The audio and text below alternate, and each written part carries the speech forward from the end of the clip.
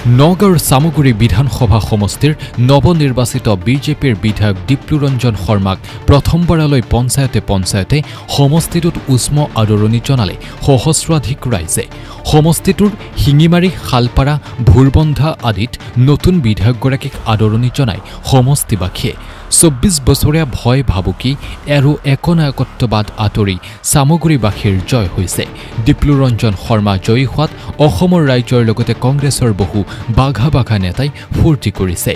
তানজিল হুছেইনক আটাইতকৈ বেছি অন্যায় পিতৃ ৰকিবুল হুছেইনে কৰিলে। দীপ্লুৰঞ্জন শৰ্মা জয়ী হোৱাৰ ক্ষেত্ৰত ৰকিবুল হুছেইনে যথেষ্ট সহায় কৰিছে। সমষ্টিটোৰ অন্তৰ্গত শিঙিমাৰীত উপস্থিত হৈ এনেদৰে কেইবাটাও বিস্ফোৰক মন্তব্য কৰিলে নৱনিৰ্বাচিত বিধায়ক দীপ্লুৰঞ্জন শৰ্মাই।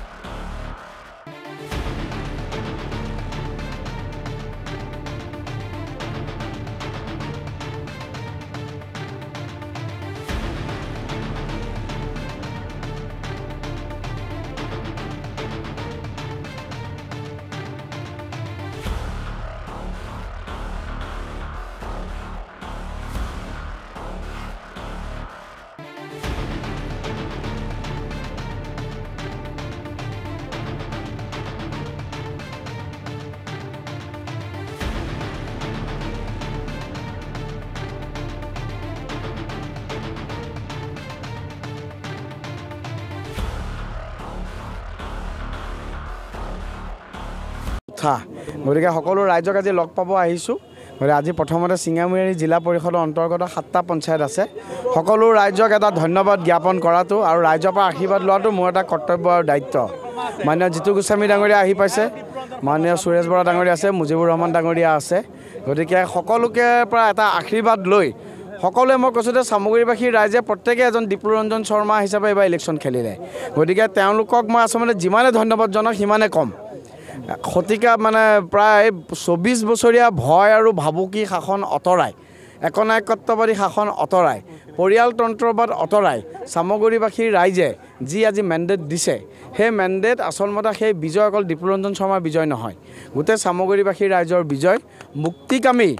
মানে অসমক গণতন্ত্ৰ ভাল পোৱা সকলো ৰাইজৰ বিজয়। গতিকে চামগুৰিবাসীৰ ৰাইজে আজি যি মৰম দিছে, গতিকে তেওঁলোকক মই পুনৰাই কৈছোঁ, মোৰ কোনো ভাষা নাই সেই মৰমৰ মই প্ৰতিদান দিবৰ কাৰণে। দাদা এটা কথা আপোনাক জানিব চেষ্টা কৰিম। 2014 চনৰ নৱেম্বৰত এখন বিজেপি সভা হৈছিল, 15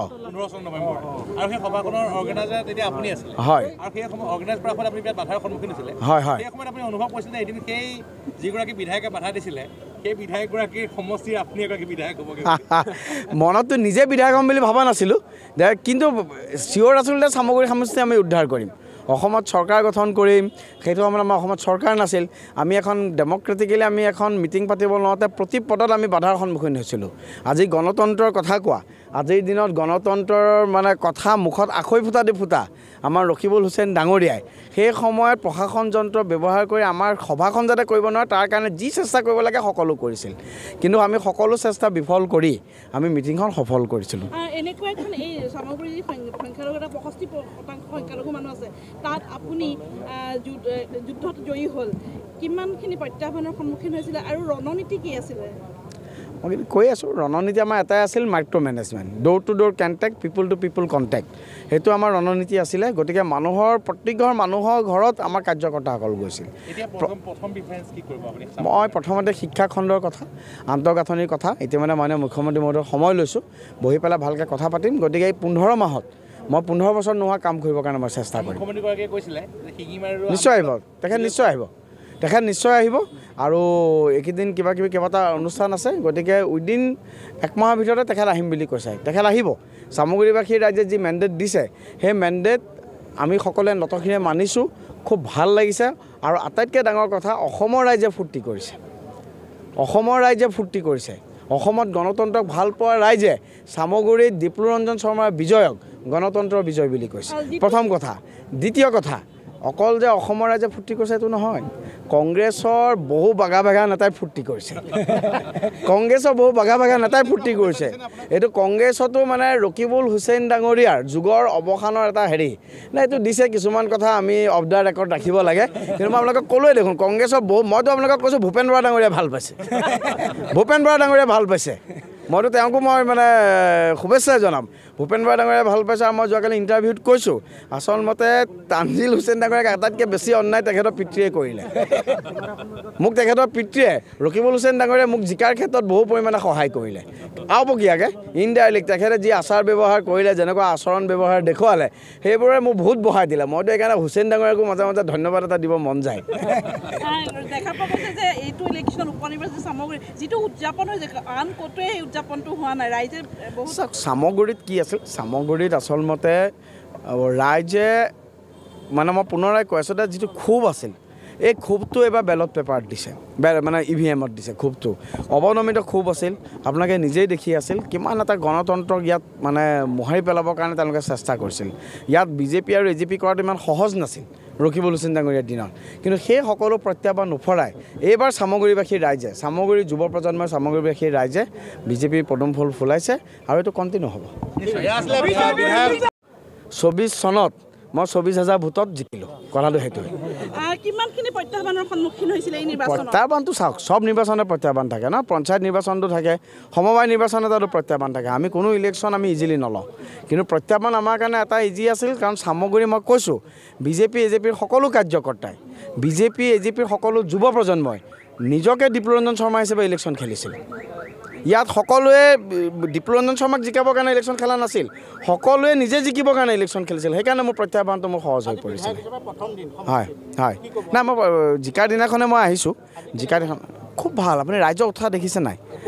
আজি আমি মূলতঃ শিঙিমাৰী জিলা পৰিষদত পৰৱৰ্তী সময়ত মই প্ৰত্যেকটো পঞ্চায়তত যাম আজি ৰাইজৰ খুব আগ্ৰহ আৰু ৰাইজৰ আগ্ৰহ আজি মোক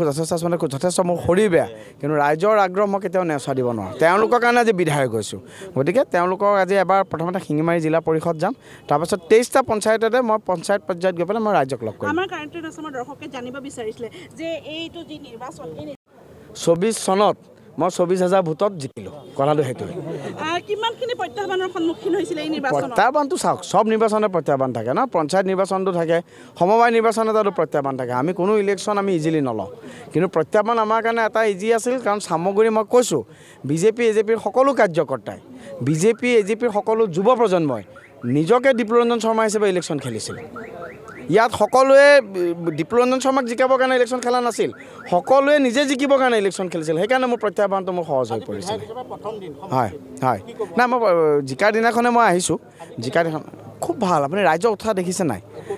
আজি আমি মূলতঃ শিঙিমাৰী জিলা পৰিষদত পৰৱৰ্তী সময়ত মই প্ৰত্যেকটো পঞ্চায়তত যাম আজি ৰাইজৰ খুব আগ্ৰহ আৰু ৰাইজৰ আগ্ৰহ আজি মোক যথেষ্ট মোৰ শৰীৰ বেয়া কিন্তু ৰাইজৰ আগ্ৰহ মই কেতিয়াও নেওচা দিব নোৱাৰোঁ তেওঁলোকৰ কাৰণে আজি বিধায়ক হৈছোঁ গতিকে তেওঁলোকক আজি এবাৰ প্ৰথমতে শিঙিমাৰী জিলা পৰিষদ যাম তাৰপাছত 23টা পঞ্চায়ততে মই পঞ্চায়ত পৰ্যায়ত গৈ পেলাই মই ৰাইজক লগ কৰিম আমাৰ কাৰেণ্ট আছামৰ দৰ্শকে জানিব বিচাৰিছিলে যে এইটো যি নিৰ্বাচন ধৰ্মগ্ৰন্থ সঁচা এইটোতো আমি জানো আৰু এটা ধৰ্মগ্ৰন্থই প্ৰমাণ কৰিলে যে অহংকাৰীৰ যে পতন হয় আকৌ ধৰি লওক এই কলি যুগতো এটা প্ৰমাণ হ'ল যে অহংকাৰী পতন হয় নাই তেওঁ যিয়ে নকওক মুঠতে অহংকাৰী পতন হ'ল আগতে ৰাৱণৰ হৈছিলে দুৰ্যোধনৰ হৈছিলে এতিয়া আপোনাৰ মানে সেইজনৰ হৈছে গতিকে আৰু অহংকাৰীৰ পতন হৈছে এইটোৱে প্ৰমাণ অহংকাৰীৰ পতন হৈছে চামগুৰিয়ে বিচাৰিছিলে এইটো আমি পাইছোঁ আজি ফল পাইছোঁ আমাৰ নেতাসকলৰ নেতৃত্বত আমি নিৰ্বাচন খেলিছিলোঁ ৰাইজে আমাৰ নেতাসকলক সমৰ্থন কৰিছে আমি আজি তাৰ ফল পাইছোঁ সুদীৰ্ঘ 25 বছৰৰ পিছত আমাৰ চৰকাৰৰ আমি এজন প্ৰতিনিধি পাইছোঁ